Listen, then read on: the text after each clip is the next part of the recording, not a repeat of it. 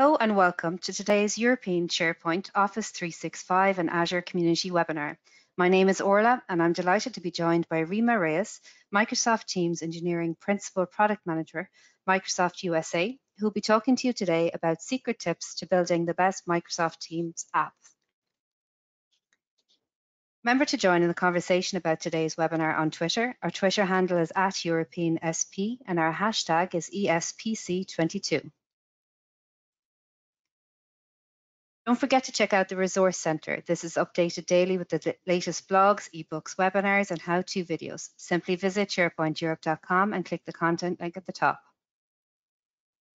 Thanks to Mind Manager for sponsoring this week of Microsoft Teams webinars. Mind Manager helps individuals, teams, and enterprises to do great work faster by simplifying the way they capture, organize, and share information. Find out more at mindmanager.com. Continue your learning by joining us for our next webinar, Get Your Teams Channels Right and How to Troubleshoot to Achieve This with Michael Pletner. That's tomorrow, September 13th, 11 to 12 CEST.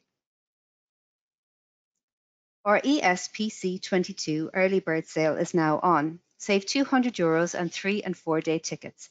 Find out more at SharePointEurope.com, but hurry as this sale ends the 29th of September. Why should you attend ESPC22? Watch the video on our homepage to hear pre-event insights from Jeff Teeper, President of Collaborative Apps and Platform at Microsoft. Check it out now at SharePointEurope.com. The ESPC Community Awards is back. The aim of the ESPC Awards is to reward those in the Microsoft 365 and Azure space for their hard work, innovation, and dedication. Enter before September 14th and share the story of your successes, recognize the efforts of you and your team, and perhaps most importantly, help the community learn from your experience. Find out more at SharePointEurope.com/ESPC22 awards. To the webinar, we will have a questions and answers session. Type any question you have in the questions window. Questions will be selected and answered at the end of the presentation. This webinar will be recorded and added to the Resource Centre, where you'll be notified by email when it's available. And now I'm going to pass you over to our presenter, Rima. Hello, Rima. Hi, how are you? Thanks, how are you? I'm good. Just let me know if you're seeing the right screen, Orla, if that's okay. Yep, I can see it, perfect. Awesome, great. Okay, well, I'll get started. Hi folks, my name is Rima Reyes. I am a Principal Product Manager in Microsoft Teams Engineering. So I'm actually part of the Teams group of people that actually builds Teams. So it's really cool. It's about 2,500 of us total. And each of us has, very unique jobs. I, for example, work with very strategic and very large partners, helping them bring their apps into our app store. And in being in this role, I learned a lot of secret kind of hidden resources and tips that I feel like a lot of people just don't know about. And I thought this would be a great way to kind of bring everything together, showcase how we work with partners and how we work with other people around building apps and building that like very engaging, like very good, like very beautiful app. And I figured, hey, like let me bring this into a slide deck and share it. And hopefully people can find some benefits out of it. At the end, I will share with you a link as to where the slide decks are posted. I'm sure ESPC22 also has all the slide decks in a location as well, but either way, I want to make sure that you have the information at your fingertips. So let's get started. So we're going to be talking about a lot of different things today. I'm going to talk a little bit about, why folks should actually build on Teams, understanding a little bit about our capabilities and where to go to kind of dive deeper into that. I'll talk a little bit about how to envision and kind of plan your app build. And then I go into UI and design, building the app itself, how the submission process works. A lot of people don't really know kind of some of the behind the scenes things that occur. And then I'll talk a little bit about a free go-to-market program that we have that if you are a partner and you want to publish your app into our marketplace, there's a ton of opportunity there, a lot of great free resources that marketing can kind of pair up with you and kind of promote your app as well. So, all right, so why build on Teams? I get this question all the time. from customers, from partners. And for most folks who don't know this, we have about 270 million active monthly active users on Teams, which is quite a bit. We don't really talk about competitors. We're all about Microsoft and Teams here, but that's quite a bit all worldwide. So if you're going to build an app and if you're going to post it in the marketplace, you've got some eyes on that marketplace, right? Because you've got 270 million monthly active users. And then we've got about 60 million daily active users, which is, goes up and up every day. So that's huge as well. And then we've got a ton of tenants, organizations, right, that are using Microsoft Teams in the enterprise space, education as well. We also have government, which, that's near and dear to my heart. And we're increasing sort of what this app platform and what the capabilities look like every single day. We've basically doubled our numbers in terms of apps that are living inside the Teams App Store. And we support so many languages, about 53 languages today, and again, growing. Today we have about 1,600 apps in our App Store, and we're working with really, really, really large names. For example, I'm in the legal, I own the legal, the government, and the healthcare sector of Teams platform. And so I'm working with a lot of big names. For example, Teladoc, recently released an app for their healthcare professionals, which is really cool, using Teams to conduct virtual visits. So it's been a fun journey so far to work with these partners who really understand and value Teams. It can also help them grow their business, which is really cool to see as well. So let's talk a little bit about platform capabilities. So I've got a list of capabilities here, and there's more actually growing. I'm going to share with you a little bit about where to kind of get this information at the end here. But the key thing that you want to focus on are platform capabilities, then the UI constructs, and where the entry points are. So it's a really kind of more simplistic way of thinking about what are the components that you can actually build against within Teams, because not everything you can develop against. There's only certain features that you can customize when building your app. And that's that list up above where you see those capabilities right there. And so you can build a personal app, that has a static tab or, custom tab. You can have things called message extensions where essentially you can add your app capabilities inside of a message that a user can actually say, hey, I want to go drag this and put it inside of my message and send it to someone. You could also include bots in your app. You can have your app be hosted inside of a meeting. So let's say it makes sense that your app, has to interact with folks that are in a meeting.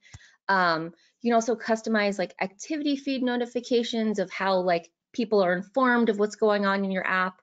You can also use this really cool share to Teams concept where you can essentially have your app be able to share information directly to other individuals, maybe a group chat or even a team channel. And then all of this kind of runs under Graph API, and you can include webhooks and connectors to, again, improve that experience when connecting to your service or your platform. All of these features above here in these capability section, it can all be part of one app. It does not have to be one or the other. You can have an app that has, a tab and a bot. So again, it doesn't have to be one or the other. It can include all of these features. And in fact, we actually encourage this for a very rich app experience. So hint, hint. And that's also, I'll talk about this later, but what the submission team actually looks for when it comes to reviewing and approving apps.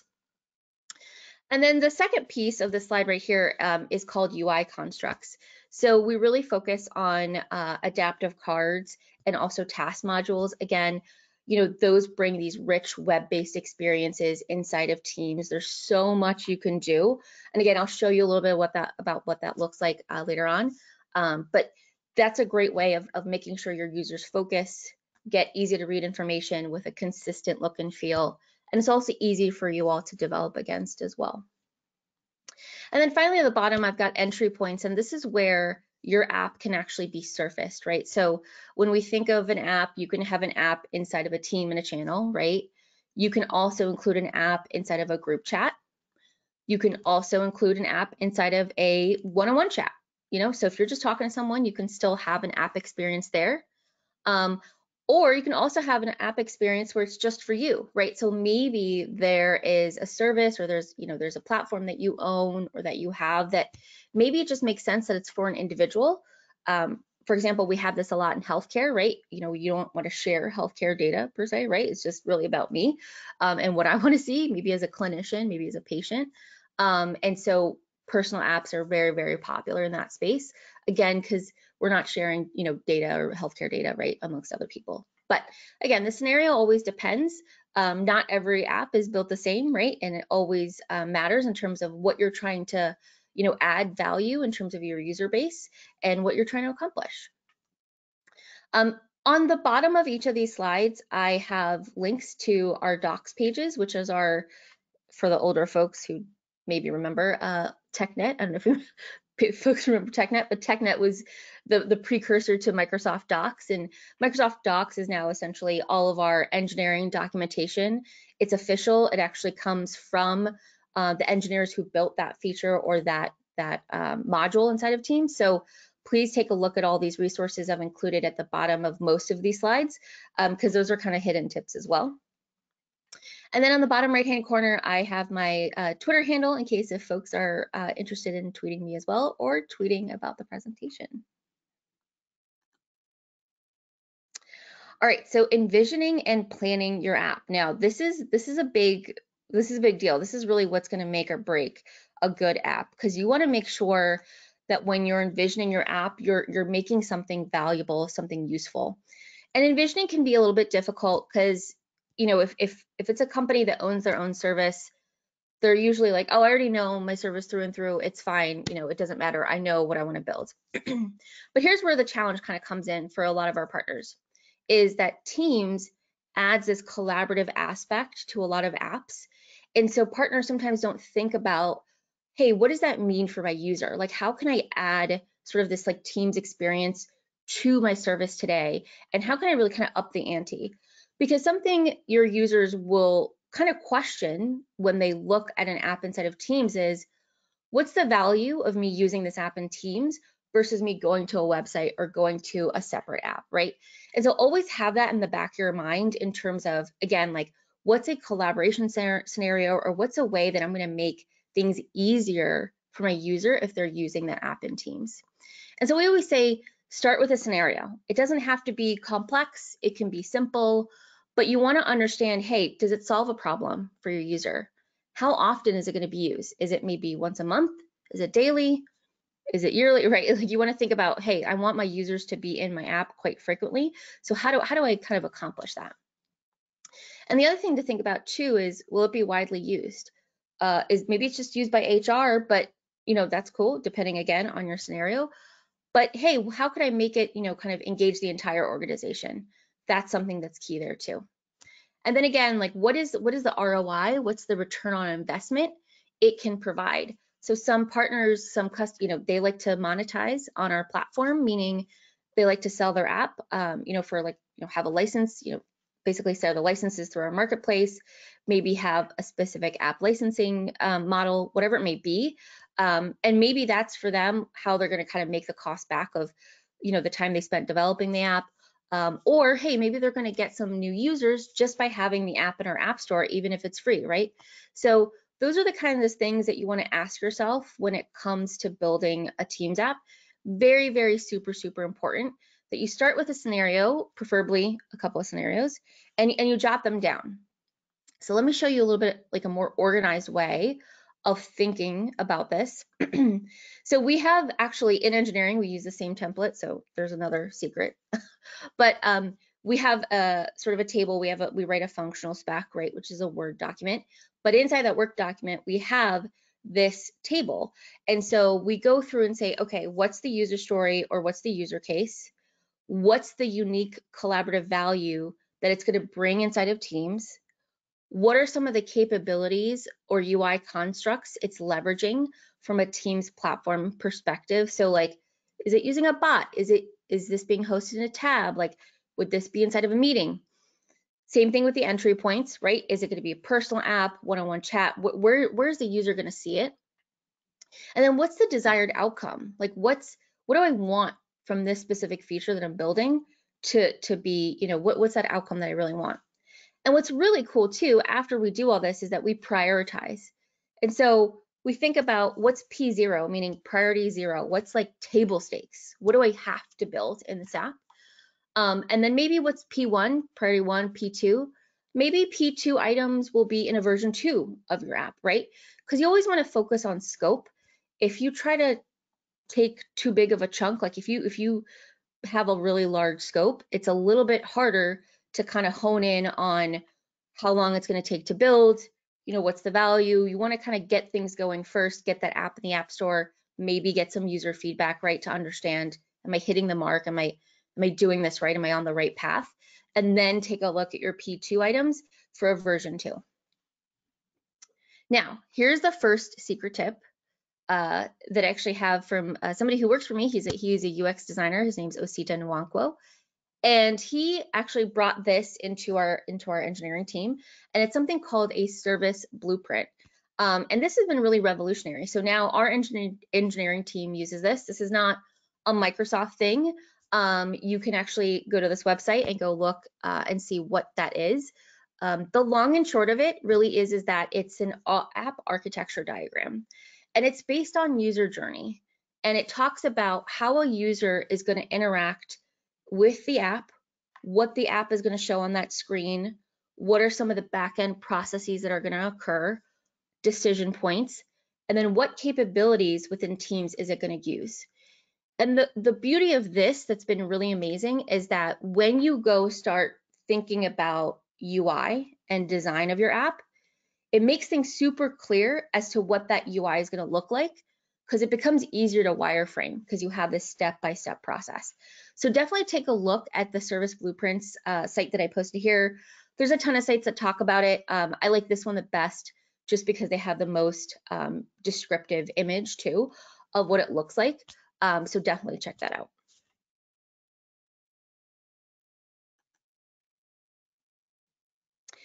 Now, UI and design is very important to teams. Actually, when we go through the submission process or when we review apps, that is a big part of the certification policies that we look at. And we say, hey, is this partner, is this app using our design constructs, right? And we have a system around this. It's very specific. So again, study it, look at it, make sure you know about it. We want to make sure our users have this consistent look and feel, even when they're using an app inside of Teams. So we've got a system around how apps are laid out, what avatars look like, what icons, like even like application icons look like, the typeface. So like, what are the fonts that we use or that we prefer to use? And then colors too. I'm sure folks know, like we have a very specific Teams color, which I love. I love purple, so thank goodness. But focus on colors, even how icon colors show up. Again, very specific. So super key there. The shape of how certain objects look in an app is also required. It's we pay attention to that stuff. And then copy and content. So maybe your app uses some copy or some content that's from an external site. How does that render inside of Teams? That kind of thing. So definitely take a look at those. If you go to the link at the bottom of the slide, it'll give you a little bit more deeper detail about what each of those things entails. And I'll share with you my secret tip in another slide or so about where you can kind of visually see that and kind of play around with it too. Because I'm a person who likes to like be hands-on with things. Like I need to like see it and like kind of goof around with it in order to believe it and understand it internally. So for those of you out there who are like me, I got you, don't worry. Now we have some core design principles. So these are things, again, that when you want to submit your app into our marketplace, and we have a submission team, again, that like looks through this, they're looking at these principles as well. And this is just something part of, our Microsoft philosophy, that we want to be inclusive of everyone who's using our apps. We want to make sure everyone has the best experience possible.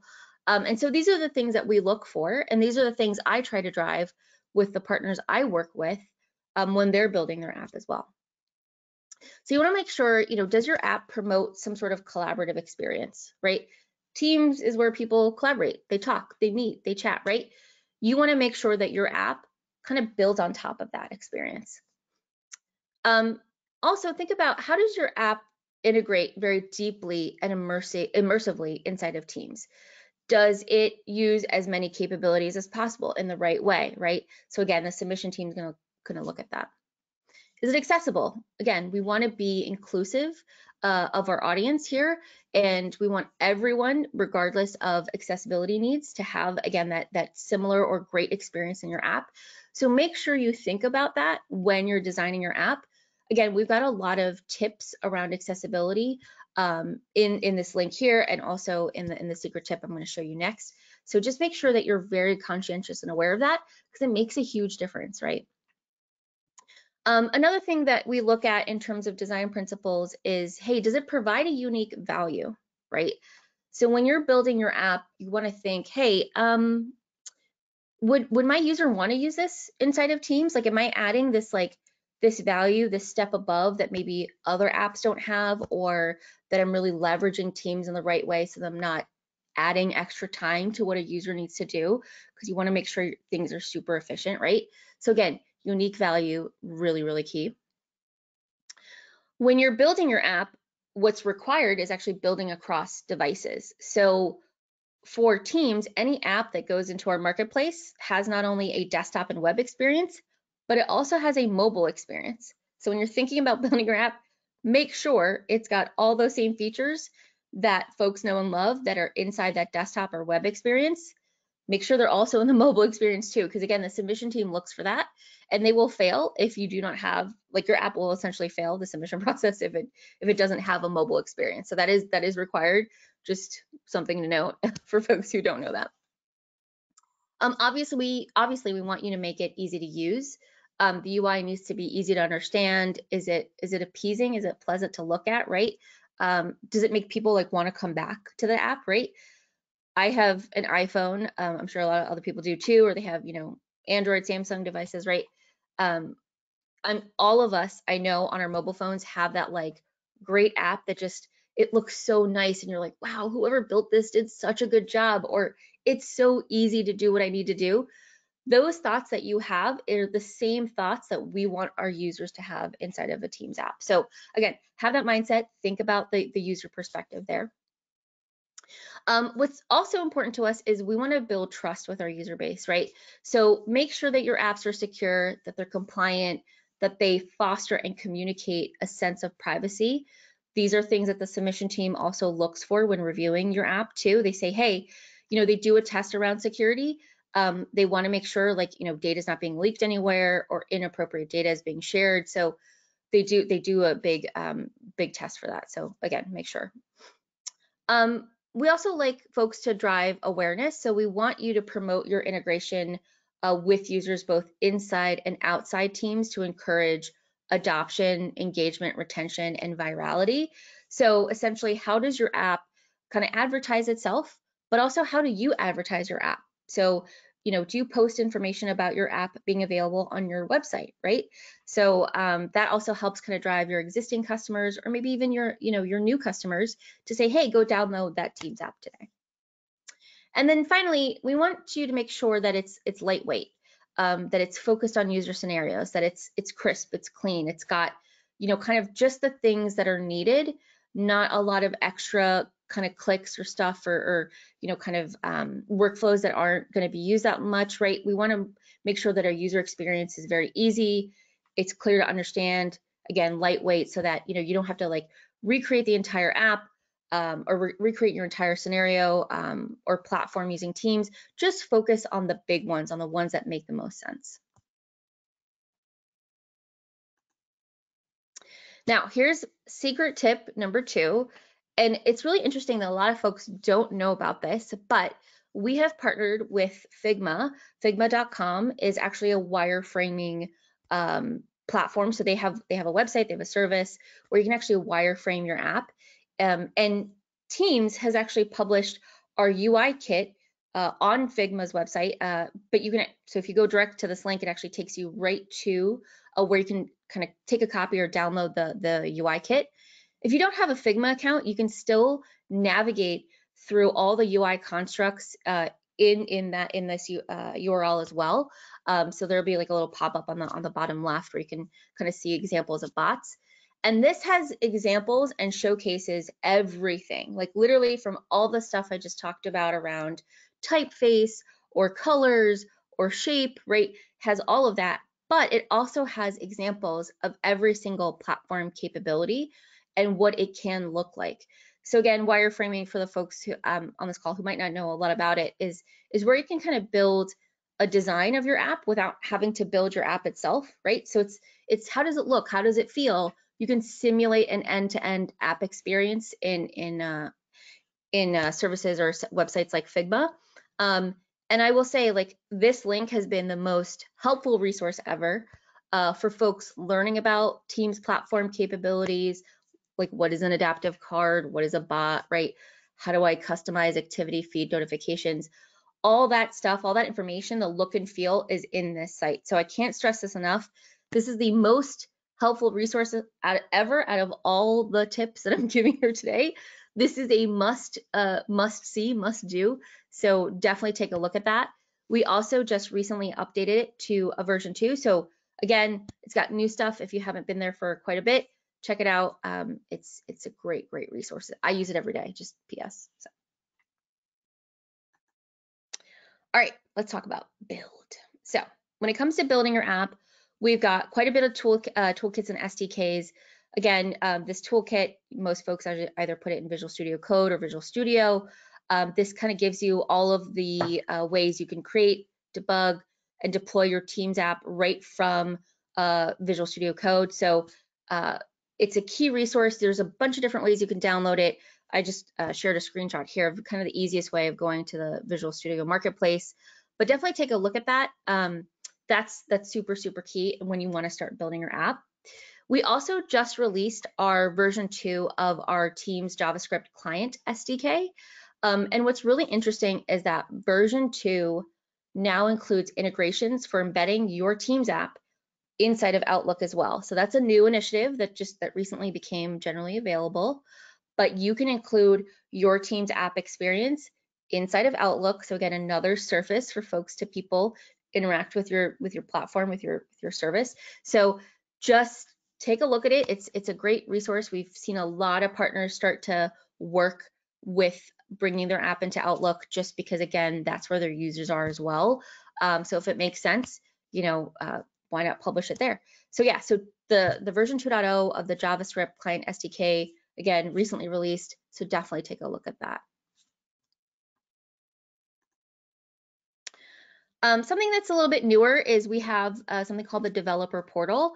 And so this is really the primary tool for configuring, distributing, managing all of your Microsoft Teams apps that you build. You can also collaborate with your own colleagues around your app. You can set up runtime environments and a whole bunch more. This is kind of like a different sort of place than what folks maybe used to remember. We used to have like the Teams App Studio. That's no longer. You want to make sure that you're going to the developer portal here. So I have that link at the bottom, but right beneath that, I also have something very important, which is called the Teams Dev Center. And that's got a bunch of great resources on it as well. So make sure to take a look at that, because again, it has a bunch of learning resources, just kind of like the steps of what it takes to get your app, from idea to build.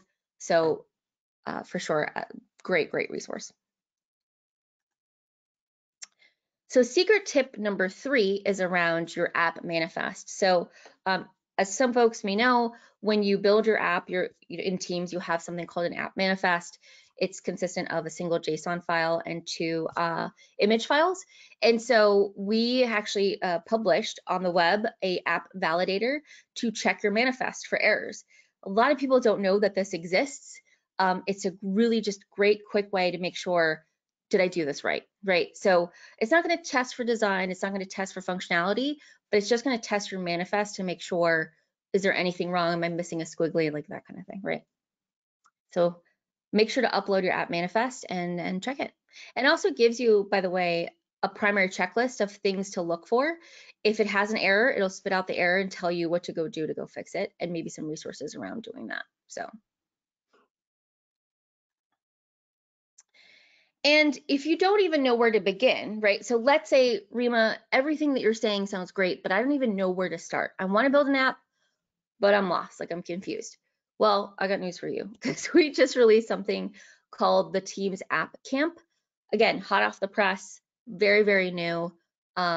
Take a look at this website. This literally goes from beginning to end, how to build a Teams app. It has a bunch of different videos, resources, and it's hands-on too. So it's been great for some folks to kind of get that hands-on learning experience around building an app, because we Microsoft people can talk until we're blue in the face and just tell you what to do, but it's not the same, right? You want to make sure that you're kind of working through it. You have this like hands-on lab where you can actually build a, a sample app and figure this out. So definitely take a look at this site. It's so good. It's so awesome. It's got so many resources, phenomenal. And again, brand new.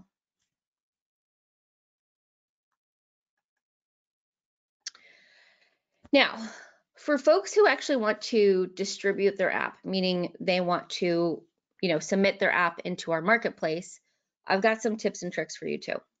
So we're going to talk a little bit about how that works and where that works. So when you have your Teams app, you can host it inside of the Teams marketplace, which is really essentially the Microsoft Teams App Store. So for folks who don't know, if you're inside of Teams, you've got a little button on the bottom left-hand side that says Apps. When you click on that, it'll actually take you into the Teams App Store. Now there's two different sides to the Teams App Store.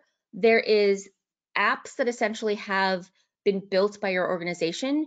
Maybe they're homegrown, maybe they're just for your organization. They're not necessarily in the public, sort of app store where folks can go buy or download them, right? Maybe they're just built by your IT admins or what have you. So there's there's that in the App Store, and there's a specific section that says, built for your org, right? That's on the top left that you can go see that. And then we also have these other, what we call third-party apps, right? Which are apps that are hosted by our partners or that have been submitted by our partners that you can absolutely have in our App Store. Again, we have those are the 1,600 apps I was talking about before, where you can go download an app maybe for free or maybe buy a license or a subscription to an app. So again, two different sort of aspects to the Teams App Store: internal apps and then also public apps. Now, if you're a partner and you want to publish your app to the App Store, when you do, your app actually gets highlighted in two places, not just one. So the second place that your app gets highlighted in is in the Microsoft Commercial Marketplace. Some folks know this as the Microsoft App Source. So again, like if you've got some sort of M365 app that integrates with Teams or with any other part of our platform that would be hosted in here, definitely check it out. It's really cool and interesting to see all the different categories and industries and things that are available. All of my partners, again, because they submit their app shows up on that marketplace as well. So it's really cool because they get a 2-for-1. So they get hosted in the M365 marketplace and also hosted in the Teams marketplace. So it's nothing extra that a partner has to do in order to get them in both places. It's just automatically how it happens. So pretty fun stuff.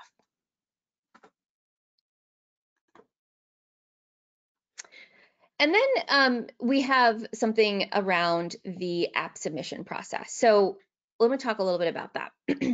So when you're a partner and you want to have your app in the marketplace, it has to go through a submission process.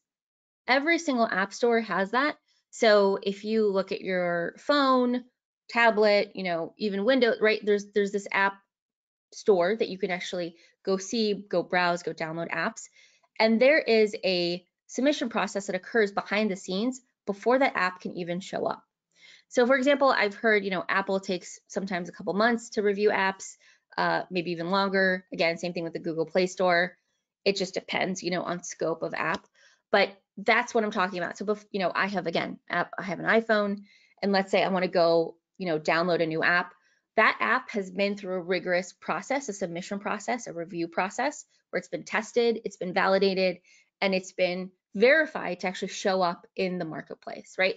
So Teams has that same process too. We have the app submission team. They're actually part of, they're part of our greater team here inside of my org. And they review every single app that shows up at the marketplace. I mean, these folks are very hardworking. They work 24/5, so not 24/7, thank goodness, because everybody needs a weekend, but they are 24/5, so they are really working hard to review your apps to make sure that they're compliant, testing for security, testing for, making sure there's no errors, right? And what's really awesome about them is that they work with partners to make sure that the app is what it needs to be. And so when you submit your app through the partner center, it actually goes to them. There's a whole bunch of people that actually take a look at it. They have a testing engine that runs, that does a first pass, and then they start looking deeper into it. They do a manual test as well. And so when they find something, they actually email the partner and say, hey, here's all the stuff that we found that we need you to fix before we can have this show up in our app store.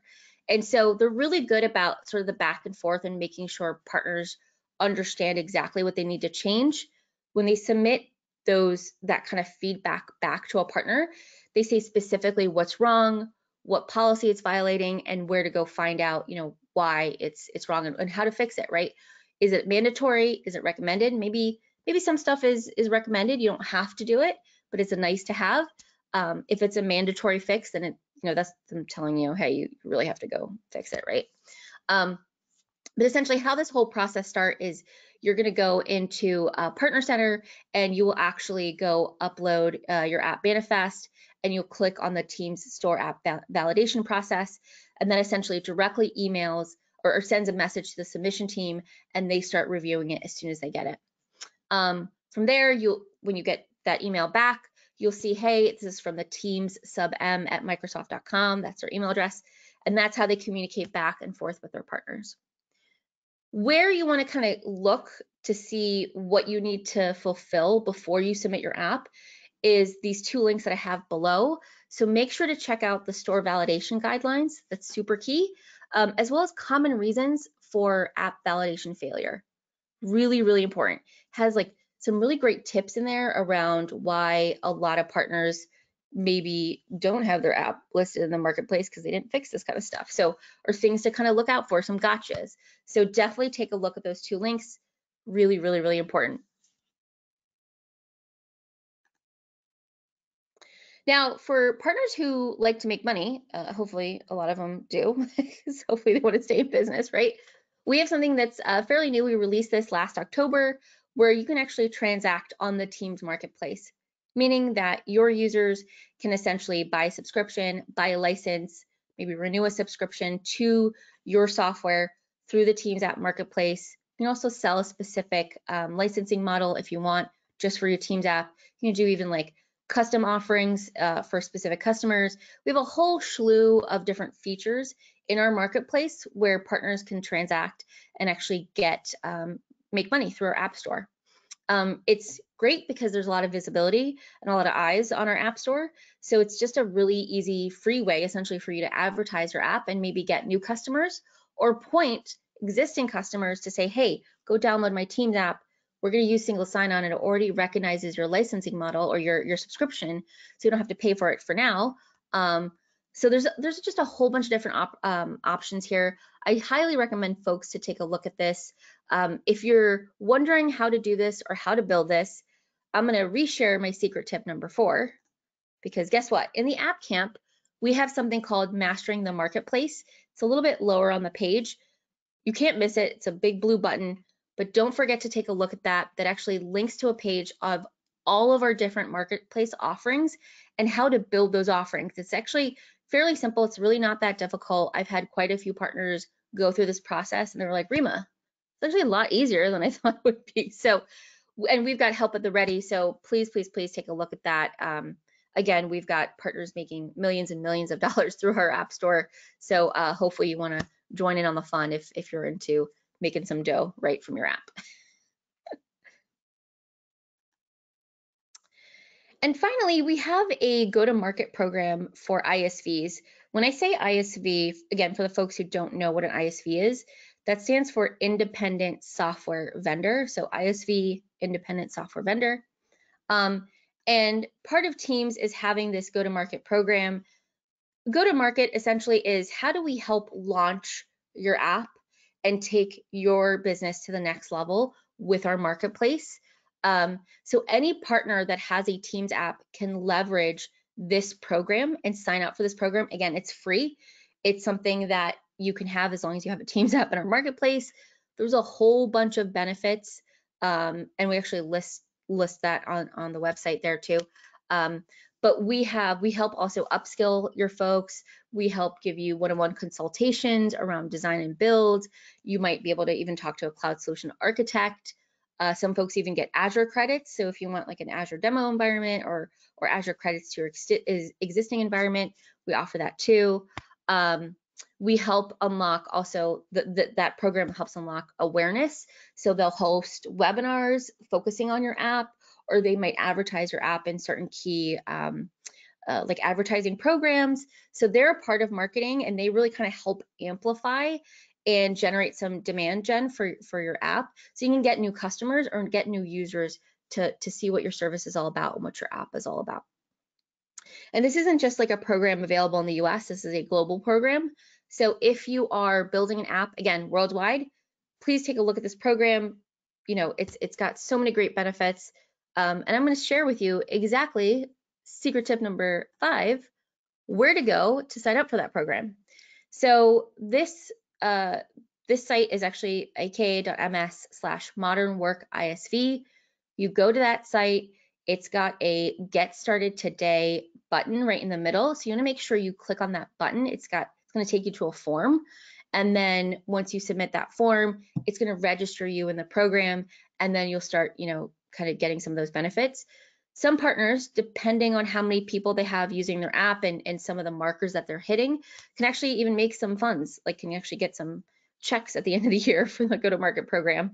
Again, just depends on, you know, thresholds and what's happening with your app. But I've had quite a few partners who've made some money from the program, and they were really excited about it because they got a check at the end of the year, and they're like, "Oh, this is cool. What's this?" And I'm like, "Go-to-market." So go-to-market program really tries to help amplify your app. If you don't know about it, take a look at the site. It's got a plethora of information, and just, you know, sign up today. So I just went through a whole bunch of secret tips. Hopefully this was super beneficial. Orla, I wasn't sure if we had any questions, but I'm happy to take some questions now. Thanks so much, Rima. It was a great presentation. Yes, as Rima says, go ahead and ask any questions if you have any. Type them into the questions box there. There is one or two that came in, so we can get started with those. Rima, what is the best way to do envisioning for a Teams app, process and methodologies? Yeah, that's a great question. So a lot of times folks kind of struggle with how to foster that conversation. And so when I talked about envisioning before, I talked about, you know, how maybe a few folks would kind of jot some ideas down or kind of focus on scenarios. But if you really want an end-to-end envisioning process, something that I really like using is called the business model canvas. If you Google it or Bing it, if you Bing it, the business model canvas, you'll see one of the first sites that pops up. It shows you what that canvas looks like. It's essentially a template, and it's got like all these different sort of questions or boxes that you need to think about when you're building your app experience, and why you're doing it, and who you interact with and who you engage with. So take a look at that. We actually in engineering use that as well, that business model canvas. I have envisioning sessions with partners. I try to keep envisioning around, you know, under 8 hours total. So we'll do like a couple of different 2-hour sessions. And it's really just me asking a bunch of dumb questions to partners to say, hey, like, who do you work with? What's the value of your app? Can you give me a demo? Like, what's, you know, what brings you in money? So, and that's all part of that business model canvas. And so we use that sort of as our guiding light to kind of guide the conversation when we ask our partners for this information and gather those requirements. And then once we have that, then we start going into, okay, like, let me start thinking about features, capabilities, outcomes, right? Start mapping things, because I start thinking about, okay, what's the app going to look like in my mind, or what's the best way to bring this app to life? And then we start working the service blueprint that I was showing before, which is that like end-to-end app design. And so it's really kind of, number one, being curious about what the partner, what the service is doing. And then number two, bringing that curiosity into building a great Teams app when it comes to, you know, your service blueprint and eventually design. So great question. That's great, Rima. Thank you. One more question that came in. Where can I learn more about the go-to-market benefits? Yeah, so just like I mentioned before here, I'll go back to the slide right here. So there's a submission form right here, this link on this page where it says get started today. But if you actually scroll right below, and I didn't include this in the screenshot, but there is a link where it says the benefits program guide. Benefits program guide. Yeah, it's a PDF and it's got a very long table in there that lists specifically what benefits you get when you sign up. So take a look at that, download that guide. Again, it's a PDF. It goes through, hey, Azure credits, the consulting sessions that you can get, or like, the things that you hit, the free money dollar stuff. It gives you all those thresholds where you can kind of meet the initial threshold, and then there's like an accelerated threshold there too. So it's a really big table that shows you everything that you can get being a part of that program. So it's a really great resource. And take a look through that site as well. It's not just for Teams apps. Like if you build like a Viva app or other app experiences, it'll explain actually, all the different ways you can kind of interact with a go-to-market program when it comes to apps in the M365 ecosystem. That is brilliant. Thanks, Rima. It looks like that's all the questions we have. So on behalf of the ESPC community, Rima, thank you so much for taking the time today. It was brilliant. Thank you. This was fun. This was great. No worries. And thanks everybody for attending. That's the end of today's webinar. We will be recording this and adding it to the resource center later on, and I'll let you know when it's available. Thanks everybody. Thanks, Rima, and take care. Thank you.